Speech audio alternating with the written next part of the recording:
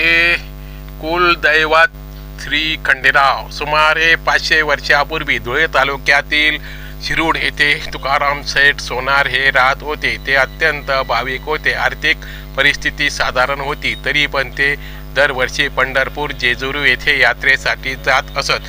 त्यांची वारी कधीही चुकलेली नाही. संकटे आली तरी व्हायची म्हणजे व्हायची. ते वारी करीत राहिले.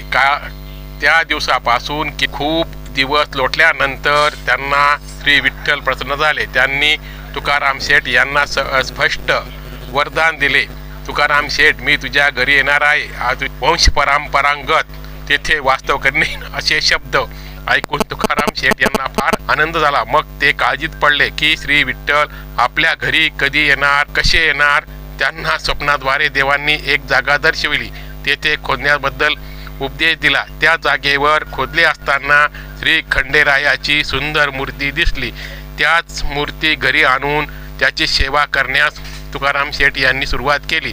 त्यानंतर मंदिर बांधावे असे त्यांनी ठरवले. पण मंदिर कोठे बांधावे हा विचार पडला. त्या काळी आपल्या गावातील ग्रामस्थांना आपल्या स्वप्नातील कथा सांगितली व त्या ग्रामस्थांमध्ये निंबा अवचित पाटील यांच्या पूर्वजांनी मंदिर बांधण्यासाठी आपणहून जागा देऊ केली. अशा प्रकारे बोरी नदीच्या काठावर दक्षिण बाजूला खडकाळ जागा होती. ती जागा त्यांनी देवस्थान बांधण्यासाठी मोफत दिली. त्याच ठिकाणी प्राचीन खंडेरावाची मूर्ती आज देखील आपणास पाहावयास मिळते. पुढे त्या दैवताची यात्रा माघ शुद्ध पौर्णिमा या दिवशी भरवण्याची प्रथा सुरू झाली आहे. आज मितीस या देवस्थानचे पुजारी श्री तुकाराम आत्माराम सोनार हे वंश परंपरागत करत होते.